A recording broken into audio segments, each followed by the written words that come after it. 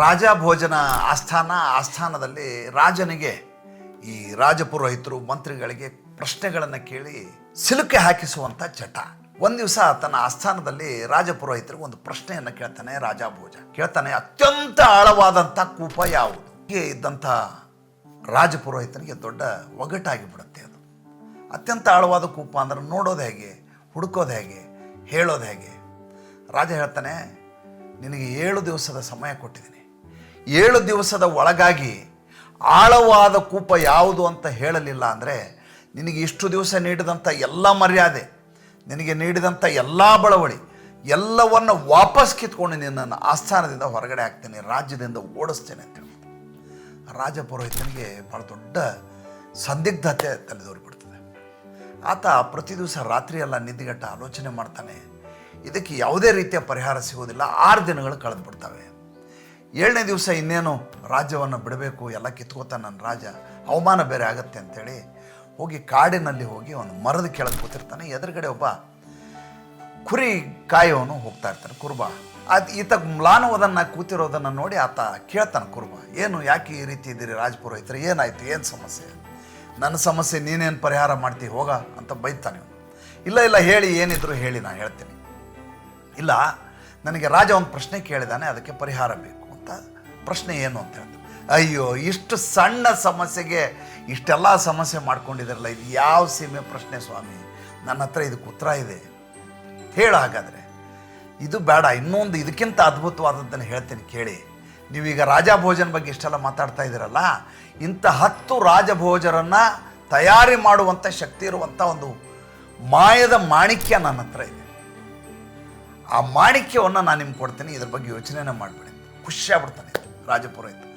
ಒಬ್ಬ ರಾಜ ಭೋಜ ನನಗೆ ಈ ರೀತಿ ಕಗ್ಗಂಟಲ್ಲಿ ಸಿಗಾಕ್ಸಿದ, ಇಂಥ 10 ರಾಜರನ್ನು ನಾನು ತಯಾರು ಮಾಡುವಂಥ ಮಾಣಿಕ್ಯ ನನ್ನ ಕಡೆ ಸಿಕ್ಬಿಟ್ರೆ ಹೆಂಗಿರುತ್ತೆ ಅಂತ ಹಾಗಾದ್ರೆ ಕೊಡು ಅಂತಾನೆ. ಹಾಗೆಲ್ಲ ಕೊಡೋಕ್ಕಾಗಲ್ಲ, ಒಂದಷ್ಟು ಷರತ್ತುಗಳಿದ್ದಾವೆ. ಏನು ಷರತ್ತು? ಆ ಷರತ್ತನ್ನು ನೀವು ಪಾಲಿಸ್ಲಿಕ್ಕೆ ಆಗಲ್ಲ ಬಿಡಿ, ನೀವು ರಾಜಪುರೋಹಿತರು. ಇಲ್ಲ ನನಗೆ ಮಾಯದ ಮಾಣಿಕ್ಯ ಸಿಗೋದಾದ್ರೂ ಏನು ಬೇಕಾದರೂ ಮಾಡ್ತೀನಿ ನಾನು.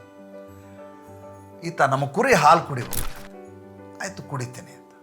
ಅಷ್ಟೇ ಅಲ್ಲ, ನೀವು ನನ್ನ ಕೆಲಸಗಾರರಾಗಿ ನನ್ನ ಹತ್ರ ಕೆಲಸ ಮಾಡಬೇಕು, ಕುರಿ ಸಗಣಿ ಎಲ್ಲ ಎತ್ತಬೇಕು, ಕುರಿ ತೊಳಿಬೇಕು, ಎಲ್ಲ ಕೆಲಸ ಮಾಡಬೇಕು. ಆಯಿತು ಮಾಡ್ತೀನಿ.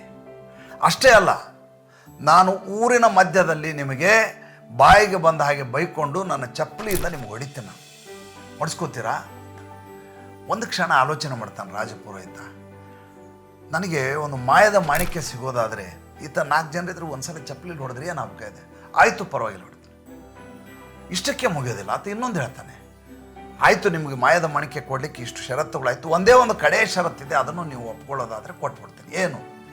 ಅಲ್ಲಿ ಹೋಗ್ತಾ ಇದೆ ನೋಡಿ ಒಂದು ನಾಯಿ, ಆ ನಾಯಿಯ ಹಾಲು ಕುಡಿಬೇಕು. ಈತನಿಗೆ ಮುಖ ಸೆಂಟ್ರಿಸ್ಕೊಂಡ್ಬಿಡ್ತಾನೆ ರಾಜಪುರೋಹಿತ. ಏನು ನಾಯಿ ಹಾಲು ಕುಡಿ ಅಂತ ಕೇಳ್ತಾ ಇದ್ದಾನಲ್ಲ ಇವನು. ಇಷ್ಟೆಲ್ಲ ಷರತ್ತುಗಳು ಹೇಗೋ ಅವಮಾನ ಸಹಿಸ್ಬಿಡ್ಬೋದು, ನಾಯಿ ಹಾಲು ಕುಡಿ ಅಂದರೆ ಹೆಂಗೆ? ನೋಡಿ, ನೀವು ಇದಕ್ಕೆ ಒಪ್ಪೋದಾದರೆ ಬೇಕಾದರೆ ನಿಮ್ಗೆ ನಾನು ಮಾಯದ ಮಾಣಿಕ್ಯ ಕೊಡ್ತೀನಿ, ಇಲ್ಲ ಅಂದರೆ ಸಾಧ್ಯನೇ ಇಲ್ಲ. ಒಂದೇ ಸಲ ತಾನೇ ಅಂತ ಕೇಳ್ತಾನೆ ರಾಜಪುರೋಹಿತ. ಹೌದು, ಒಂದು ಸಲ ನಾಯಿ ಹಾಲು ಕುಡಿ. ಆಯಿತು, ನಾಯಿ ಹಾಲು ಕುಡಿತೀನಿ. ಇದೇ ನಿಮ್ಮ ಪ್ರಶ್ನೆಗೆ ಉತ್ತರ ಅಂತ ಹೇಳ್ತಾನೆ ಕುರುಬ.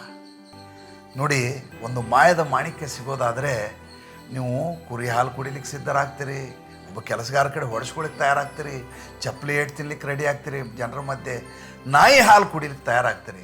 ಇದಕ್ಕಿಂತ ಕೂಪ ಇನ್ಯಾವುದಾದ್ರೂ ಇದೆಯಾ? ದುರಾಸೆಗಿಂತ ದೊಡ್ಡದಾದ ಕೂಪ ಯಾವುದಾದ್ರೂ ಇದೆಯಾ? ನೀವೇ ಹೇಳಿ ಅಂತ. ರಾಜಪುರೋಹಿತ ಖುಷಿಯಾಗಿಬಿಡ್ತಾನೆ. ನೇರವಾಗಿ ಆಸ್ಥಾನಕ್ಕೆ ಓಡೋಗ್ತಾನೆ.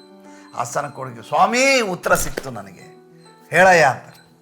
ಸ್ವಾಮಿ, ಜಗತ್ತಿನಲ್ಲಿ ಅತ್ಯಂತ ಆಳವಾದ ಕೂಪ ಅಂತ ಯಾವುದಾದ್ರೂ ಇದ್ದರೆ ಅದು ದುರಾಸೆ. ಆ ದುರಾಸೆ ಏನು ಮಾಡಲಿಕ್ಕೂ ಮನುಷ್ಯನನ್ನು ಸಿದ್ಧಪಡಿಸ್ಬಿಡ್ತದೆ.